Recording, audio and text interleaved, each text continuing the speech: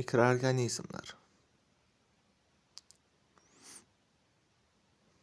Mikroorganizmlar yer yuzining 60% tashkil qiladi.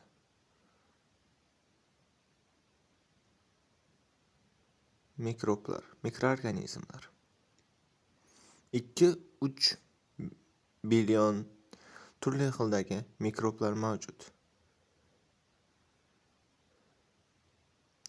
Ular atmosfera tarkibida, tuproq tarkibida va shu kabi boshqa qismlar tarkibida uchraydi. Mikroorganizmlar turli xildagi nomlar bilan ataladi. Ya'ni bu yerda ularning turlari yozilgan. Bakteriyalar, viruslar, protozoa bir hujayrali tuban hayvonlar haqida gaplashamiz. Bir hujayrali tuban hayvonlar yuksak hayvonlar uchun oziqa hisoblanadi. Undan tashqari ya'ni bir hujayrali hayvonlardan hatto eng mashhur bo'lgan pitsa mahsulotini tayyorlashda ham foydalaniladi. Keyin bir hujayrali hayvonlardan non mahsulotlari, spirtli ichimliklar va shu kabi mahsulotlardan foydalaniladi. Bu sportchining oyog'i, uning barmoq tagida joylashgan bir hujayrali hayvonlar haqida ko'rdingiz. Bakteriyalar haqida to'xtaladigan bo'lsak, bakteriyalar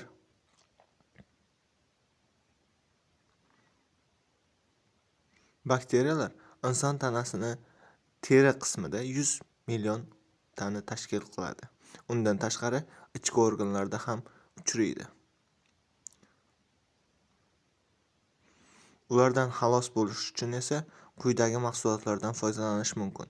Ya'ni bu dezinfeksiya mahsulotlari, undan tashqari shampunlar, shu kabi mahsulotlar.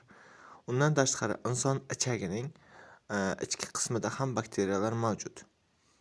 Bu insulin tarkibidagi bakteriyalar. Ular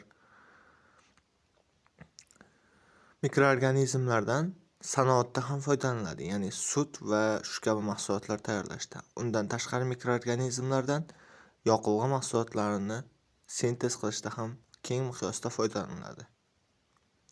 Tuproq tarkibidagi mikroorganizmlarga to'xtaladigan bo'lsak, ular o'simliklarning to'g'ri o'sishi va rivojlanishini ta'minlaydigan mikroorganizmlar hisoblanadi.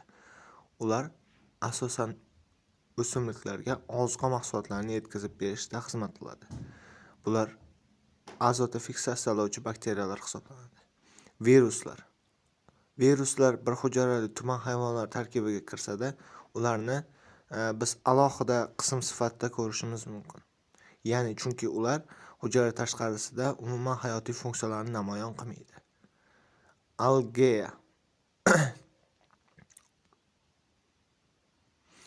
viruslar turli xildagi turlarga bo'linadi. Ya'ni viruslarda turlari juda ham ko'p. Ularning barisi hujayra ichida hayotiy funksiyalarni namoyon qiluvchi viruslar hisoblanadi. Ular asosan turli xil mahsulotlar yordamida shu yuqishini ko'rishingiz mumkin. Yer yuzidagi mikroorganizmlar bilan aloqalar. Agarda mikroorganizmlar bo'lmaganda yer yuzini axlat va shu kabi narsalar to'lib ketgan bo'lardi. Ular mana shu kabi ortiqcha narsalarni yo'q qilib yuborish uchun ham keng miqyosda foydalaniladi. Ya'ni ularni qayta ishlaydi. Ko'ryapsizlar, mikroblar mana shu yer yuziga tushgan axlatlarni qayta ishlab yer yuzi uchun juda ham katta yordam beradi. Endi mikroblardan xalos bo'lish uchun esa antibiotiklardan foydalanish kerak. Ya'ni inson qachonki mikroblar ta'sirida qanaqadir kasalliklarga uchrasa, ulardan qutulish uchun antibiotiklardan foydalanadi. Tuproq tarkibida juda ham ko'plab mikroblar uchraydi, lekin mana shu mikroorganizmlar uchun ham bir qancha halokatli narsalar mavjud. Ya'ni ular orasida ham o'z-o'zini zararlovchi patogen organizmlar uchraydi.